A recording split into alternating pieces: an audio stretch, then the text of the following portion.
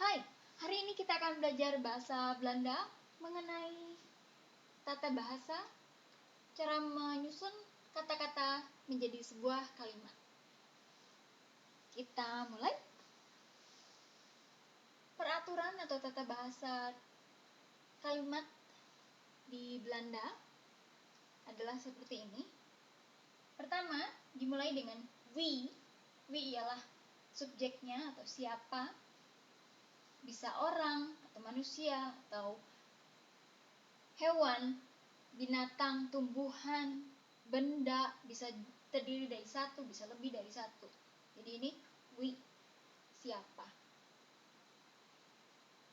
Setelah itu kita tuliskan werkwoord atau kata kerja. Setelah itu wanneer atau keterangan waktu. Ini diartikan sebagai kapan. Wanneer. Setelah itu what atau apa. Ini bisa manusia, satu atau lebih dari satu, bisa benda, bisa hewan, bisa satu atau lebih dari satu. Lalu waar, di mana, ini keterangan tempat. Wie, werkwoord, wanneer, wat, waar. Tapi terkadang kita menemukan keterangan waktu ditulis pertama kali atau di depan kalimat, mengawali kalimat. Apa yang terjadi bila keterangan waktu ditulis di depan? Subjeknya atau we tukar tempat dengan keterangan waktu ini. Jadi di sini, ya, tukar tempat. Nah, yang posisi kedua selalu kata kerja atau werkwoord. Setelahnya objeknya atau what dan keterangan tempat atau waar. Untuk kata kerja terdapat 3 formasi. Yang ke satu itu untuk saya atau aku, ialah ik. Yang kedua untuk subjek yang terdiri dari satu. Misalnya Anda, ini Anda, atau untuk orang yang dihormati, untuk senior, atau untuk yang baru pertama kali bertemu, kita memanggil dengan atau Anda. Jij atau je, ini adalah kamu, engkau, kau. Hij, dia laki-laki. Zij atau ze, dia perempuan. Het, benda atau binatang. Terdiri dari satu. Kata kerjanya diakhiri dengan T di belakangnya. Nah, sedangkan untuk subjek yang terdiri lebih dari satu, baik untuk manusia, hewan, ataupun benda, misalnya wij atau we, ini adalah kami. Jullie ialah kalian. Zij atau ze ialah mereka. Kata kerjanya menggunakan an pada akhir. Diakhiri dengan an atau n. Seperti kita lihat di sini, koop adalah membeli. Untuk saya atau ik dituliskan koop. Tapi untuk subjek yang terdiri dari satu, koop. Ada T di sini. Nah, untuk membeli, untuk subjek yang lebih dari satu, ada an, kopen. Koop, koopt, kopen.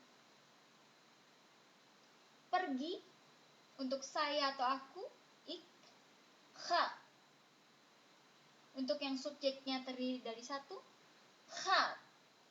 Ada T-nya di sini.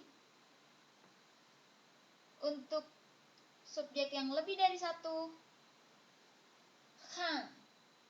Ada en. Ga, gaat, gaan. Mari kita mulai membuat kalimat. Pertama Pertama kita coba dengan yang subjeknya saya atau ik, aku, ik. Ga ialah pergi, morgen ialah besok, met dengan, mijn kepunyaan saya, broer saudara laki-laki, adik laki-laki atau kakak laki-laki, naar ke, Spanje Spanyol,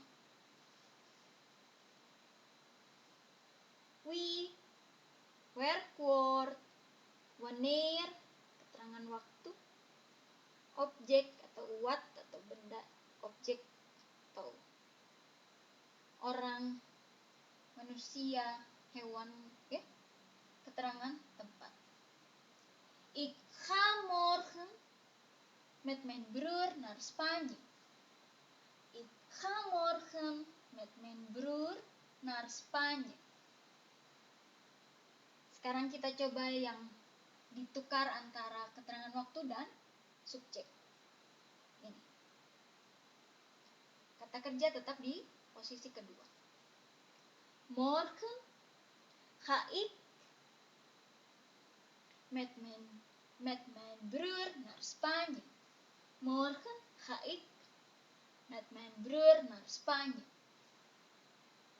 Kita coba dengan subjek yang terdiri dari satu, dia laki-laki, atau bahasa Inggrisnya he, mempergunakan ga. Hij gaat morgen met mijn broer naar Spanje. Ditukar, keterangan waktu ditulis di awal. Morgen gaat hij met mijn broer naar Spanje. Besok, nah ini gaat, pergi, hij itu dia laki-laki. Kalimat yang mempergunakan subjek lebih dari satu. Gaan, kita gunakan wij, kami. Wij gaan morgen met mijn broer naar Spanje. Atau kita tukar, morgen gaan wij met mijn broer naar Spanje. Nah, untuk kata kerja kita lihat di sini dari koop ke koop, dari ga ke gaat. Di sini menambahkan t. Di sini a-nya double lalu diberi t. Sedangkan di sini koop untuk an, o-nya hilang satu menjadi kopen ditambah an. Untuk ini ga, a-nya double lalu jadi ada n. Gaan. Nah, mungkin kalau pertama kali baru melihat atau membaca atau mendengar akan merasa bingung gitu, karena kenapa tidak ada format yang sama gitu ya untuk semua kata. Nah, sebetulnya formatnya ada, tapi lebih dari satu. Jadi ada bervariasi untuk tiap susunan antara vokal dan konsonan. Nah, saya sudah membuat format ini di video yang lain, di playlist yang lain. Tapi itu masih video raw atau video yang masih mentah. Jadi untuk kedepannya saya akan mencoba membuat lagi versi yang lebih matang untuk formasi bagaimana dengan di sini ditambah T akan menjadi seperti apa, ditambah EN seperti apa. Tapi nanti di masa mendatang.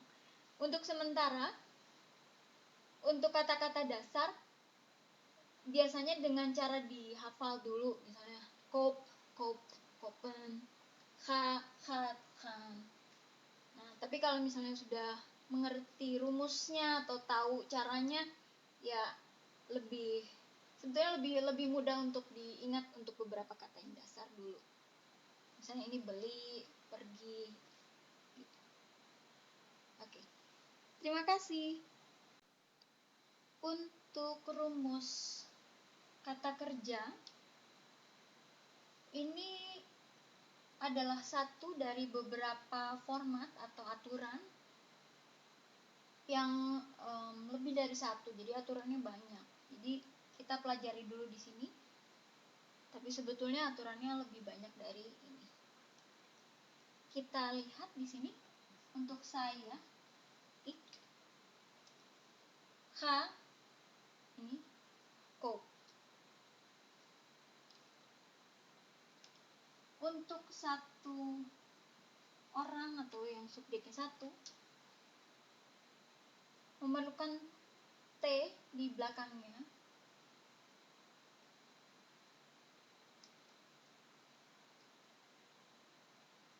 karena Cope ini sudah memiliki dua vokal, jadi hanya menambahkan T di belakangnya. Nah, untuk H, karena dia baru punya satu vokal, ditambahkan satu vokal lagi, jadi double. H baru bisa ditambahkan T. Nah, untuk yang subjeknya lebih dari satu,